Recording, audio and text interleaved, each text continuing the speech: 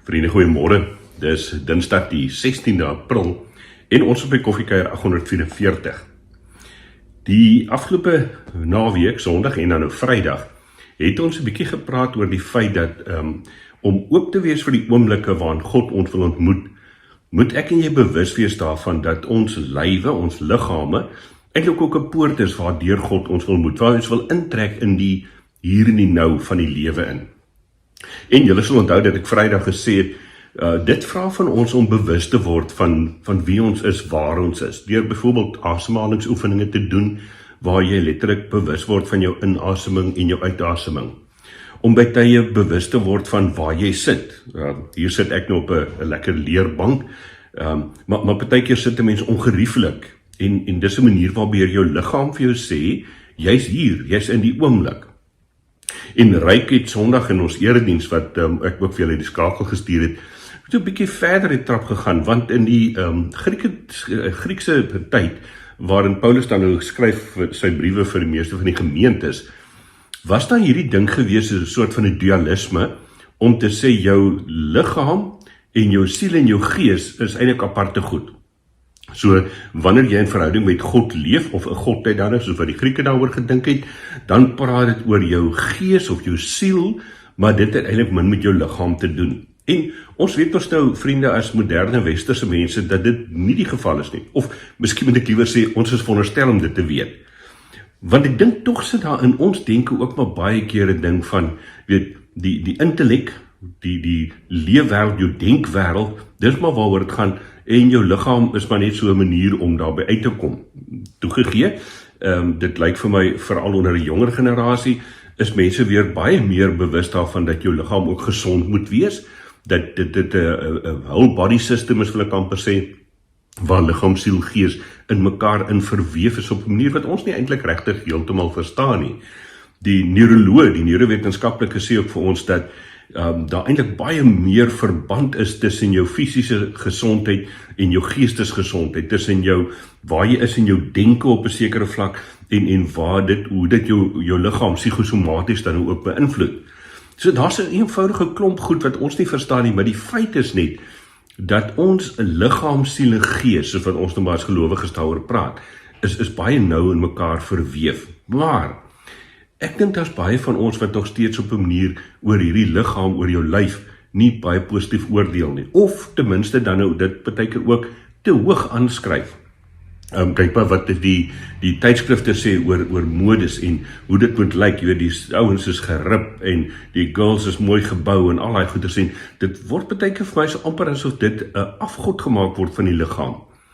Maar dalk dan ook beter. Paulus skryf in 1 Korintiërs 6 ook oor hierdie ding waarin, soos sê, onthou die Grieke moes nou geworstel het op 'n manier te sê, siel en gees is een ding, liggaam is 'n ander ding. So, dit het daartoe aanleiding gegee dat in die konteks waarin hulle geleef het, hulle eintlik gesê het, ja, ons behoort aan Christus, ons is nuwe mense in Christus, maar met hierdie ou lyf kan ek eintlik nou maar maak wat ek wil. Ek kan doen wat ek wil. En dit het aanleiding gegee tot allerlei sosiale issues, prostitusie, seksuele losbandigheid, dronkenskap, weet al daai goeders, want hulle sê, my liggaam, en dit wat ek aan my liggaam doen, en met my liggaam doen, dit maak nie vir God saak nie.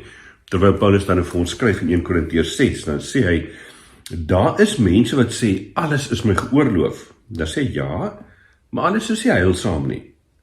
Alles is my geoorloof, sê hulle, en dan sê Paulus weer, ja, maar ek gaan my nie deur enigiets laat verslaaf nie, baie belangrik.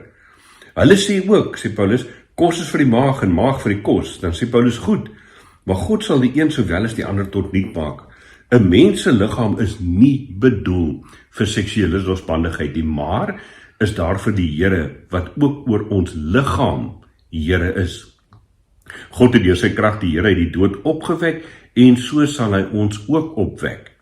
Weet julle nie dat julle liggaam deel is van Christus nie, vers 15? Sal ek nou 'n deel van Christus neem en dit 'n deel van 'n ontuchtige vrou maak? Want hulle sê beslis mos nou nie. Of weet julle nie dat iemand wat met 'n ontuchtige vrou omgang het, liggaamlik een met haar is nie?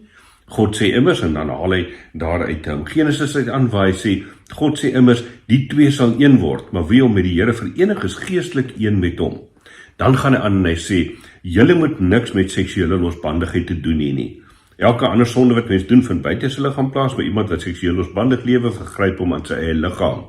Of besef julle nie dat julle liggaam 'n tempel van die Heilige Gees is, wat in julle woon, wat van God af ontvang is, en julle behoort nie aan julle self nie. Julle is gekoop en die prys is betaal. Julle moet God dus in julle liggaam verheerlik. Nou, vriende, ek gaan nie vanmôre baie lank met jou oor hierdie gedeelte praat nie. Paulus kom net weer en hy lê die klem daarop, dat my en jou liggame, ons lywe, hierdie wessel, wil ek amper sê, hierdie voertuig waarin ons op aarde leef, dis net so belangrik in my en jou verhouding met God, as wat jou siel, jou gees, jou denke, wat ook al is. Ons is heel mense, supposed to be. Ons is veronderstel om mense te wees wat as 'n eenheid funksioneer. Nou baie prakties gesê sommer net. As ek aan die een kant bely dat ek 'n gelowige is, dat ek 'n Christen is, dat ek kind van die Here is, wat in Jesus Christus nuut gemaak is, wat die nuwe lewe leef, dan is dit mos nou eintlik 'n onmoontlikheid, dat ek nog steeds kan suip en kan te kere gaan in losbandig lewe en nie oor my liggaam 'n flenter omgee nie. Want wat sê dit nou van my belydenis, my woordbelydenis, as my lewe iets totaal anders weerspieël? So, die punt van hierdie hele tema rondom jou liggaam as 'n poort, gaan daaroor dat ek en jy moet besef, ook ons liggame, met die gebreke wat ons het, met die tekortkominge wat ons het, of dit nou siekte is of wat ook al, word ook daardie poort, daardie kanaal, waardeur God ons wil intrek in hier en nou belewenisse met hom. Met ander woorde, as jy nou soos ek is, wat sy knie nou nie meer lekker wil werk nie, omdat jy hom op skool met rugby opgevoed het. Elke keer wanneer jy 'n stukkie pyn beleef, of dit nou 'n heup is of waar ook al, dan word ons op 'n manier eintlik bewus van die werklikheid waarin ons nou leef. Die werklikheid waarin God my en jou wil gebruik as getuies. En moet ons eintlik dan nou sê, Willem Nicol vir ons in hierdie tema, moet ons fyner ingestel wees ook op ons liggame, om te ontdek, maar waar is ons nou en hoe wil God ons ook juis in hierdie oomblik gebruik? Laaste opmerking, dit is mos nou deesdae daarom 'n bietjie makliker om met 'n stuk weerloosheid, vulnerability te leef. En dit is vir my wonderlik, vriende, om te sien hoe mense juis ook weerloosheid, hoe dit gebruik word in die koninkryk. Oom Andries, hier by ons, oom Andries Trieter, hy het nou sy tyd terug deur 'n bietjie van 'n dip gegaan met sy gesondheid. Hy is in die hospitaal opgeneem met stente, hartmoeilikheid en al die goed. En oom Andries het hierdie pragtige getuienis wat hy sê daar in die hospitaal, 'n vergeleë naam Somerset Wes, waar hy teenoor 'n moslim dokter kon getuig om te sê, weet jy dokter, God gebruik jou ook as instrument in my hand. So om Andries het eintlik hierdie weerloosheid, hierdie gebrokenheid van sy liggaam op 'n manier ook gebruik as 'n getuienis om te praat oor wie God is in sy lewe. Ook die verpleegpersoneel wat hom gewerk het hy tipies in sy styl, hy's by arbeidsbediening betrokke, het hy gevra, wat kan ek vir julle voorbid? Wat is daar wat julle graag wil hê ek moet bid voor? Ek kan nou niks doen terwyl ek in die hospitaal is nie, maar ek kan vir julle bid. Ons liggame is poorte waardeur God ons intrek in die hier en die nou, en daarom is dit belangrik dat ek en jy ook na ons lywe moet kyk met God se perspektief daarop. Kom ons sit so dan met ons saam. Here, baie dankie dat ons vanmôre ook kan stil word vir U, dat ons die woord kan oopmaak, en Vader, dat ons kan praat oor iets wat ons baie keer so maklik oordink is, ag, dit het niks met my geestelike lewe te doen nie, oor ons lywe, oor ons liggame. En dat ons ook opnuut hier in Paulus se woorde aan die gelowiges in Korinthe kan hoor, dat ons liggame net so belangrik is vir ons geestelike verhouding, vir ons verhouding met U. Dat Paulus vir ons kom sê, Vader, dis die plek waar die Heilige Gees leef in ons liggame, en daarom moet ons God ook verheerlik met ons liggame. Wil U vir ons help om hier en nou teenwoordig te wees in hierdie lywe wat U vir ons gegee het, en dat ons heeltyd, altyd sal vra, maar hoe ontmoet God my ook in hierdie omstandighede? Dankie Here Jesus, dat ons dit kan bid, en dat ons kan weet, U is inderdaad by ons, elke oomblik, van elke dag, vir ons hele lewe. Wees met ons in die res van hierdie week, wil U ons bewaar, en wil U Uself verheerlik. Ons bid dit in U naam. Amen. Vriende, ek hoop jy het 'n heerlike week verder. By ons sommer 'n lekker bedrywige week met 'n klomp vergaderings en al die dinge wat daarmee saamgaan.